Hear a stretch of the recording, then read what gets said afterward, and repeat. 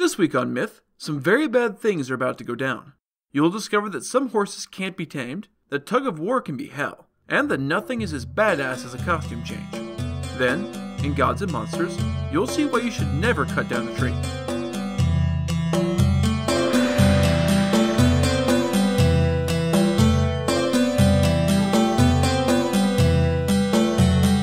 This is the Myths Your Teacher Hated podcast, where I tell the stories of cultures from around the world in all of their original, bloody, uncensored glory. Modern tellings of these stories have become dry and dusty, but I'll be trying to breathe new life into them. This is episode 26J, A Death in the Family. As always, this episode is not safe for work. When we left the story last time, Paris, former herdsman and lost prince of Troy, had kidnapped Helen of Sparta, wife of King Menelaus, because a god promised her to him as a bribe. The Spartan king had summoned everyone he could to go get her back, over 1,000 ships worth of soldiers, and set sail for Troy. They spent 8 years of misadventures trying to get to the distant city, before finally killing the right people to appease the right gods to find their way. There, they have spent another 9 years besieging the city of Troy, with neither side really getting any decisive victories. After more inconclusive fighting, Agamemnon pisses off one of his most important allies by being petty, and Achilles goes to his tent to sulk, refusing to fight anymore. The Trojans have fought back fiercely, resulting in Menelaus of Sparta being willing to accept a challenge to single combat with Prince Paris of Troy to decide the whole damned war. After a lot of build-up, Paris gets his ass kicked and is saved from certain death by the timely intervention of Aphrodite, who carries him away from the fight, leaving the battle to drag on. The battle becomes incredibly intense after Zeus orders all the immortals off the field, and ends with the Greeks huddled behind a new wall around their ships, besieged by the Trojan army in one hell of a reversal. After a night full of cloaks and daggers, the Trojan spy lay dead, and the Greek spy successfully raided and murdered the king and 12 soldiers of a Trojan ally in the darkness. The Greeks tried to buy off Achilles and get him back in the fight, but he preferred to be petulant and leave them to their fate. The Thracian dead were discovered in the morning, and the Trojans attacked anew, finally breaking through the wooden walls of the Greeks. With the help of a sneaky Hera fucking her husband into a magical coma, Poseidon supports the Greeks to prevent a total loss. The Trojans manage to push all the way to the Greek ships and start trying to burn them, prompting Achilles to allow his friend/lover Patroclus to dress as Achilles and go out to the fight to rally the troops. He promises to come back as soon as the threat to the ships is defeated, but in the thrill of his own victories, he forgets and chases the Trojans back past the walls. Apollo slaps him around, making him easy game for the Trojans, and Hector finally slaughters the man and mocks his corpse. Menelaus sees Patroclus fall, and charges to his body to try and to defend it, as well as the very powerful armor of Achilles the corpse is still wearing. Euphorbus, who had struck the first blow to Patroclus, other than Apollo anyway, walks calmly up to the Greek king. "Stand aside, Greek. I was the first Trojan to have my spear drink of his blood, so you need to skedaddle off and let me have my spoils, or I'll have to kill you too and take both of you as trophies." "Your mouth is writing checks that your body can't cash, asshole. You don't have a chance against me, so go away, or I'll be the one to kill you." Euphorbus drew his spear. "Fuck it. Now you get to pay for the death of my brother and the sorrow you brought to my family. I'll bring his widow your head as a small comfort." Before he finished boasting, he struck hard at Menelaus, but the spear caught in his shield without penetrating. As he was pulling back on his spear, Menelaus drove his own spear over his shield and caught Euphorbus in the throat, ripping clean through his neck and dropping the man to the dust to go see his brother in the land of the dead. Menelaus strips the man of his armor, and after that display, no one wants to be the next to challenge him, so he finishes in peace. He would have been able to carry away the armor and the body of Patroclus if Apollo hadn't decided to step in yet again. He took the form of Mentes and went to Hector. "My prince, I know you're after the horses of Achilles right now, but that's a fool's errand. No one but Achilles can tame them since he is half immortal. You should instead go and attack Menelaus, who is currently standing guard over the body of Patroclus after killing Euphorbus, who helped you kill him." Hector was grieved that his friend, a man he had literally just been fighting beside, was dead, and decided to avenge him. He screams his rage as he charges. Menelaus, still stripping the body of the dead Trojan, hears him coming. "Fuck. If I let Hector take Achilles' armor from Patroclus, my people will call me a pussy. If, on the other hand, I stay and fight Hector and his troops single-handedly, I'm probably in trouble because there are a lot of them and one of me. If only I could get Ajax over here to fight with me. Together, I think we could take all of them." Before he had made up his mind, Hector rode up with many soldiers in formation behind him. Menelaus does the very un-Spartan thing and runs the fuck away like a little bitch. He gets away safely and checks the battle. On the far left flank, he sees Ajax the Greater cheering on the troops that Apollo had put magical fear into. He raced up to him. "My friend, come with me. Patroclus is dead, but if we hurry, we can still save his body to return to Achilles. Hector already has his armor, I fear. Well, fuck, man. Lead the way. The two heroes make their way back to the front lines to find Hector dragging the body away to decapitate and feed to the dogs of Troy. Hector falls back behind his men and hands the stolen armor over to his men as a trophy before climbing back into his chariot, as Ajax stands guard over Patroclus' body. Glaucus doesn't think much of Hector's decision not to fight the Greek warrior for possession of a corpse. You act all brave and shit, but you're a coward when there's actual fighting to be done. You left Sarpedon to the wolves back there, and he used to be your guest and comrade in arms. He fought and died for you, but you wouldn't even try to recover his body, you prick. If the Lycians will listen to me, I'm going to take us all back home. If you weren't such a pussy, you would have captured Patroclus' body, and we could have traded it for the body and armor of Sarpedon. I thought you knew me better than that, Glaucus. I thought you were smarter than the rest of those clowns you brought with you, but I hate your ass for calling me a coward. It's not my fault, it's Zeus. You know he sometimes snatches victory away from brave men. Follow me and see if you still think I'm a coward, or if those assholes defending Patroclus are going to start running scared. He turned to his men. Keep those fuckers off me while I put on Achilles' armor, which I took from his friend who I killed. He raced back behind the lines to a safe distance and changed into the armor. Zeus watches from on high. Mistake! You fought well to kill Achilles, friend, but robbing his body and stealing the armor is just going to piss off Achilles. I've been all for helping you, but this is a pretty grave insult. You're on your own, man. Ares, paying no attention to Zeus, went through the fight and endowed Hector with his own courage and power. Shouting a challenge to the heavens, Hector charged back into the battle. Hear me, my allies! I haven't called you here, fed you, housed you, and given you rich gifts for shits and giggles. My people have made do with less so that you could help defend the people of Troy, and now is the time. Whomever brings back the body of Patroclus in spite of the fierceness of Ajax will have half the spoils, and likewise half the honor. Ajax hears this speech, and sees the Trojans preparing to charge.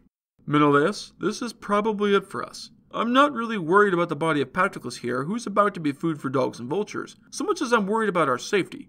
You should see if any of our allies are close enough to help us, or shit's about to go pear-shaped. Menelaus did so, and he did not go unanswered. Ajax the Lesser was the first to hear and respond, followed by Idomeneus and Meriones, and then others the story doesn't bother to name. Zeus cast a cloud across the sky to prevent the sun from shining off the helmets of the Trojans and blind their foes, because he kind of liked Patroclus, and didn't really want to see him become dog food. The two groups met in a crash of wood and bronze, and the initial rush drove the Greeks back. They didn't manage to actually kill anyone, but they did get control of the body and start to drag it away. Ajax the Greater, who was the second best fighter for the Greeks, after Achilles of course, charged to the front like a maddened boar. Hippothous, who had wrapped a strap around Patroclus' ankle and was dragging him away, looked up in surprise just in time to see Ajax's spear smash into the side of his helmet, crushing his skull and spattering his brains on those behind him. Hector tried to avenge his comrade, but Ajax dodged nimbly and it struck the man behind him instead. More men die on both sides, and the Greeks start to turn the tide of battle and begin to drive the Trojans back toward the walls. They would have succeeded if Apollo hadn't seen this and taken a hand. He went to Aeneas in the likeness of Periphas, his aged servant. Aeneas, can't you save Ilus even though heaven is against us? There have been many people saved in spite of Zeus by their courage and honor, and now I think you would rather give us victory than them if you weren't such a coward. Aeneas knew this wasn't how his servant talked to him, and almost immediately recognized Apollo. Hey, Hector, shame on us if we're beaten by the Greeks. A god has just told me that Zeus is on our side, so let's fuck their shit up before they can cart away the body of their friend to the ships. Nothing will perk you up quite like being told that a literal god actually told you that he was on your side. They renewed the attack, which wore down to a stalemate the whole day. Everyone was exhausted from the fighting, the adrenaline, and the weight of the armor and shields. In the world's bloodiest tug-of-war battle, the body of Patroclus was dragged first one way and then the other, with neither side able to get that last decisive pull. Neither side was willing to give in and let the other side have the battered, bloody corpse. It wasn't about him anymore. This was now a matter of pride. Achilles, meanwhile, had no idea his friend was dead. As far as he knew, Patroclus was just going to seal up the gates and return, having successfully driven the Trojans away from the ships. Achilles' horses, on the other hand, knew good and well what had happened to Patroclus. They were immortal, magical horses named Balius and Xanthus, given to King Peleus by Poseidon as a wedding gift. Remember from back in episode 26D that Poseidon is the patron god of horses. They knew Patroclus as Achilles' charioteer, and they stood there, refusing to move in spite of being whipped by Greek soldiers trying desperately to get them back to Achilles. They wept horse tears in silence. Zeus saw their sorrow and took pity. Maybe it was a bad idea for us to give immortal horses to a mortal man. they're going to have to watch a lot of friends die over the years. Still, I can at least promise you that Hector will never have you or your chariot. He has Achilles' armor as trophy, and that is enough. I'll let you take your caretaker back to the ships before I let the Trojans sweep back over the land to the Greek ships again. Zeus gives strength to the horses, who start to move again, but the charioteer Automedon isn't ready to give up. He drives them along the front lines, trying to fight to avenge his friends and comrade, but he can't fight and drive at the same time, so he's basically just endangering himself for no reason whatsoever. Grief makes you do weird things sometimes. His friend Alcimedon sees him being stupid and calls him over. Hey buddy, this is a bad idea. Patroclus is dead, and driving around like a maniac won't bring him back. I know buddy, but I can't just sit there. Hey, you can sort of handle these magical horses. You're better than me anyway. How about you drive while I make these assholes pay for killing our friend? Hector sees the pair coming back into the fight and nudges Aeneas. Hey, there's no way those two clowns can handle that chariot. I bet if we attack together, we can take them. Aeneas agrees with Hector's assessment, and they head to cut off the two Greeks, bringing Chromius and Aretus as backup. They aren't being sneaky, since they're contemptuous of the two warriors, so Alcimedon and Automedon, who must have become friends because their names sound so ridiculously similar, see what's what. Keep the horses so close I can feel them breathing on me, Alcimedon. Hector's definitely not going to give up until we're dead, and he has these horses to go with his stolen armor. They knew their own worth, and they couldn't go toe-to-toe with Hector and survive. Not alone, anyway. Ajaxes! Menelaus! Let someone else defend Patroclus' body and come help us against Hector! Automedon, not waiting on them, hurls a spear. He misses Hector, but hits Aretus in the belly. The Trojan manages one step before collapsing into the dust to die. Hector hurls his own spear back in answer, but Automedon dodges nimbly. Both out of spears, they would have drawn swords and charged one another if the two Ajaxes hadn't crashed the party. The three surviving Trojans back off, unwilling to risk the fury of the Ajaxes. Having killed someone finally, Automedon goes back to the ships, but doesn't feel satisfied. The dude I killed wasn't as good as the friend I lost, so the whole victory feels hollow. Zeus, deciding that Hector has had enough glory for one day, sends Athena down to provide strength and encouragement to the Greeks. She took the form of Achilles' father figure Phoenix and went first to Menelaus. It would be a real shame if the Trojan dogs were allowed to sink their teeth into poor Patroclus after all this. Don't let that happen. Phoenix, my old friend, may Athena keep the spears and arrows away from me, and I'll stand here and defend our fallen friend. He was a good man, and I don't want to see him dishonored, but Zeus is backing Hector, so it's rough going. Athena was extremely pleased that he asked for her help above any other god, so she lent him her strength. Menelaus puts it to good use, killing the Trojan Podes who was trying to get to the body. Apollo sees this and goes to Hector in the form of Phaenops, who was a favored guest of the Trojan prince. Hector, which Greek will you cower from next now that you've pussied out from Menelaus like that? You know he's only a mediocre soldier at best, but he somehow has the corpse and defends it single-handedly, having killed your friend Podes. Hector felt a dark cloud of grief descend on him at the news, and he went to the front clad in Achilles' armor. Zeus hid Mount Ida behind a storm cloud, and laid about him with lightning and thunder to give the Trojans victory, having yet again changed allegiances. First, Peneleos is hit by a spear that goes clean through his shoulder, digging a furrow to the bone. Then Laetus is stabbed in the wrist by Hector, ruining his spear hand and ending his military career. Hector chases the man, giving Idomeneus an opening. He thrusts hard at Hector and catches him in the chest near his nipple, but the spear breaks on the breastplate and the Trojans cheer. Their prince is having a charmed life. Hector kills Idomeneus' driver, and the Greek hero knows fear. He grabs another driver and flees the battle. This day belongs to the Trojans, so we need to get the fuck out of here. Ajax and Menelaus also know that Zeus has put his thumb on the scales again. This sucks. Zeus is turning our weapons aside and making all of theirs strike home, regardless of who is holding the weapon. It's bullshit. We really should let Achilles know that his bestest friend is dead, but I don't think we have anyone to spare to take a message. For fuck's sake, Zeus, if you're going to slaughter us all this unfairly, you could at least let us die in the sunlight. Zeus has some bit of compassion for the Greeks and drives away the clouds. Ajax ushered Menelaus away from the corpse.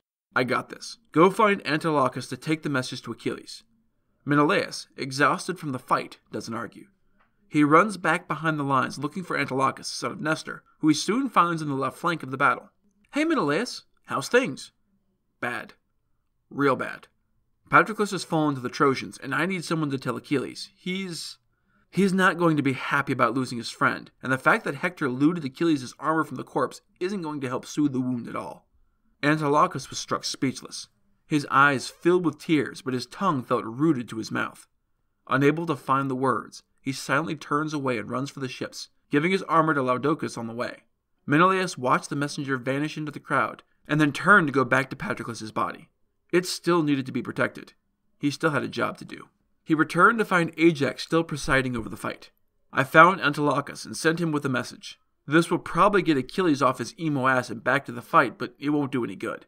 Without his armor, he can't actually do anything. He'd have to be insane to go into war with no armor. We can't hope for help from him, so what's our best plan to get out of this alive, Ajax? That's tricky, Menelaus. I think you're right on both counts about Achilles, so we need to save ourselves here. We've been fighting a drawn-out stalemate for a while now. I think if Ajax and I rush the Trojans to keep Hector at bay, you and Meriones can grab Patroclus and carry him away to the ships. We've fought together a long time, so I think the two of us can hold them off long enough for you to get away. You game? Menelaus nodded. He was exhausted, but he would find the strength. At a signal, he and Meriones lifted the body between them and began to hurry away as fast as their exhausted legs could move. As soon as they picked up the body, a cry rose from the Trojans. They would not be denied their prize. They charged like a hound attacking a wounded boar, but they found that this boar still had some fight in him. The two Ajaxes stood fast against the tide of Trojan bodies and stopped them cold. Blood ran in a river around their feet, and several bodies fell lifeless to the dirt. Pale with fear, the other Trojans held off. No one wanted to be the next to die on one of the Ajax's spears. Given cover by the two immovable heroes, Menelaus and Meriones carried the body away through the swirl of battle. The rest of the Trojan army wasn't invested in saving this one body, so they didn't pay them much mind. Carrying a body like that, they weren't a threat, and there were too many fighters around them to try and get in a cheap shot as they fled. Hector and Aeneas stood powerlessly behind their army, unable to break the wall formed by Ajax and Ajax. While all of this was happening, fleet-footed Antilochus was entering the Greek camp. He found Achilles sitting by his ships. Achilles in turn saw him coming, and the expression on his face. He didn't want to believe, but some part of him already knew what the message was. I hope I'm wrong. My mother warned me that while I lived, the bravest of the Myrmidons would fall to the Trojans and see the sun no longer. I fucking told him to come back here as soon as the Trojans were driven back beyond the walls. Damn it! It seems like you've guessed the news. Patroclus is dead, and there's a fight raging around his naked body. Hector already stripped it and stole your armor. I'm sorry, Achilles. Achilles knelt and filled both hands with the dust of the earth. Tears in his eyes, he poured the dust over his head and his clothes. Then he threw himself to the ground and pulled at his hair and tore his clothes in a fit of rage and grief. The story claims that the slaves Patroclus and Achilles had taken also wept with grief and beat their breasts, but I can't help but wonder if they really meant it or were just protecting their own skins from Achilles. It could be both, I suppose. Antilochus knelt beside the grieving warrior to try and comfort him, afraid that he would plunge his knife into his own throat. Achilles screamed his rage to the heavens, and in the depth of the sea, his mother Thetis heard him. Her sisters, the many sea goddesses around her, screamed as Thetis cried her own fear and grief at the path her son was on. If he wasn't very, very careful, he would sign his own death warrant in the near future. She resolved to go to him, but she knew she wouldn't be able to help him. Her sisters preceded her out of the sea to the plains of Troy and formed an honor guard as she rose and went to her grieving son. She laid her hand on his head. My son, why are you weeping? What happened? Zeus has granted your prayer to punish the Greeks for the way they treated you, hasn't he? Yeah, Mom, he did. A lot of our men have died for Agamemnon's pride, but one of them is my dear friend Patroclus. You know he was my best friend, and I valued him as much as my own life. Hector killed him and stripped his cold corpse of the armor I lent him to try and keep him safe. I'd wish he'd just gone and gotten a wife instead. Now I won't be able to live with myself if I don't kill Hector and avenge Patroclus. Thetis wept at this statement. My son, your own death waits for you if you kill Hector. You know that. So what, Mom? I don't care. I wish I could be dead right now since I couldn't keep my best friend safe. I'm even starting to feel a little guilty that I let so many people die from my anger. I'm the best fighter they have, and I wasn't out there helping. I don't care what happens to me now. I'm going to kill that motherfucker. If that means Zeus kills me, so be it. Not even Hercules, Zeus's favorite son, could escape death. I never had a chance anyway. I still have time to win fame and renown before I die. The Trojans will rue this day, and they will remember my name. Don't try and stop me, Mom. I won't, son. It's a good thing to want to help your friend, but you can't do anything without some armor. Hector has the armor that was made for you, even though his triumph won't last. I can help you, my beloved son. I will go to Hephaestus and have him make new armor. You'll have it in the morning. With a final, tearful hug, she dove into the sea and went to get the armor for her son. Achilles is about to have a badass costume change, so you know shit is about to go down for real. It's gonna be epic. Next time. For now, it's time for Gods and Monsters. This is a segment where I get into a little more detail about the personalities and history of one of the gods or monsters from this week's pantheon that was not discussed in the main story. This week's hero come monster is Erysichthon.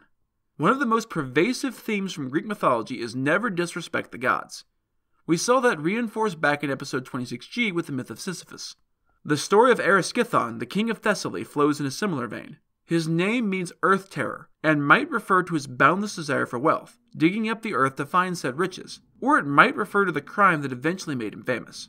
He was very rich, but like so many very rich men, he was also very greedy. He wasn't particularly pious, and so he didn't spend a lot of time worrying about what the gods thought. In a world where the gods often walk the earth in physical form and, as we've seen, take a very active interest in events, this is not a recipe for a long, happy life. His lands were rich, and he had a huge mansion for himself, but as his wealth and power grew, so did his need to flaunt it. He decided that the feast hall his father had built simply wasn't large or grand enough for his awesome self, and so he decided to have a new one built.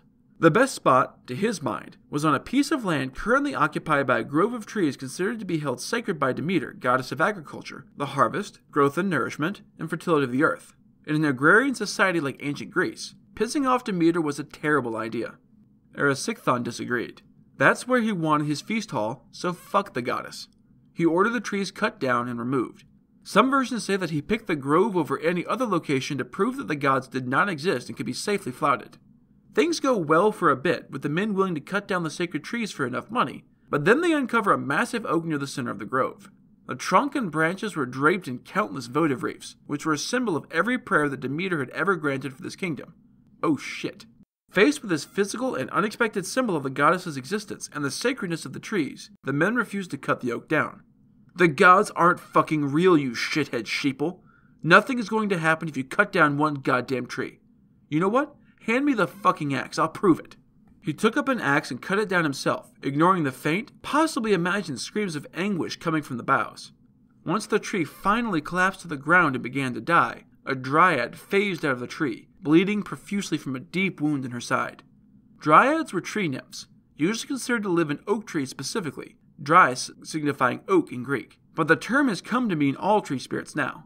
They were incredibly shy and fearful of humans and gods alike, with the exception of Artemis, goddess of the hunt and the wild. Dryads were linked to their trees, and cutting down a dryad's tree would kill her. The belief in dryads continues today in the superstition of knocking on wood for good luck, as knocking on a dryad's tree would sometimes summon them for aid, healing, or good fortune. Erysichthon was more than a little surprised at this turn of events. That's impossible. Dryads don't exist, they're just stories. The dying dryad found his eyes, and her own flashed with anger, hate, and pain. With her dying breath, she cursed the impious king. You cut down the goddess's sacred grove, and you killed me, even though you were warned because your desire was too great. You didn't believe in the gods. You will now, and you'll learn that you never knew the real meaning of want. She died there in the dirt, and returned to the soil of the forest. Demeter heard the nymph's curse, and decided to make sure it came true. She asked Limos, the spirit of unrelenting and insatiable hunger, to place herself inside his stomach. He didn't notice anything at first. He went home, washed up, and had a lavish dinner. He was famished from actually doing some work for once, but no matter how much he ate, he was still starving. In fact, the food acted like fuel for the fire. The more he ate, the hungrier he grew. Within days, he had spent all of his money buying food. Then he sold his possessions. Then his home. He was famished, ravenous, and nothing could stop it. Finally, with nothing else to sell, he sold his daughter Mestra into slavery, but she was later freed by Poseidon, who used to fuck her from time to time. To enable her to escape, he gave her the ability to take the shape of any creature, allowing her to slip out of her chains and fly away. Unfortunately, she was either naive enough or sweet enough to return to her asshole of a father, who immediately sold her again. Every time she came back, he sold her again. Finally, she stopped coming, and he had nothing left to sell. Famished and unable to beg enough food to keep himself occupied, the ruined, penniless former king ate his own body. He died of blood loss, still chewing his own bloody flesh. The Greeks had a wicked sense of poetic justice, and this is just one of the many, many examples of it. I guarantee that we will see more of it in future episodes. That's it for this episode of Myths Your Teacher Hated. Keep up with new episodes on our Facebook page, on iTunes, on Stitcher, on TuneIn, and on Spotify, or you can follow us on Twitter as @HardcoreMyth and on Instagram as MrTeacherHatedPod. You can also find news and episodes on our website at MrTeacherHated.com. If you like what you've heard, I'd appreciate a review on iTunes. These reviews really help increase the show's standing and let more people know that it exists. If you have any questions, any gods or monsters you'd want to learn about, or any ideas for future stories that you'd like to hear, feel free to drop me a line. I'm trying to pull as much material from as many different sources as possible, but there are all sorts of stories I've never heard, so suggestions are appreciated. The theme music is by Tiny Cheese Puff, whom you can find on Fiverr.com. Next time, we'll see both sides preparing for the climactic final battle that is at last approaching. You'll see that Mr. Ed has mythological roots, that Hector can get a little bit pissy when things don't go his way, and that Iron Man has nothing on Achilles. Then, in Gods and Monsters, we'll meet the Jaime Lannister of the ancient Greeks. That's all for now. Thanks for listening.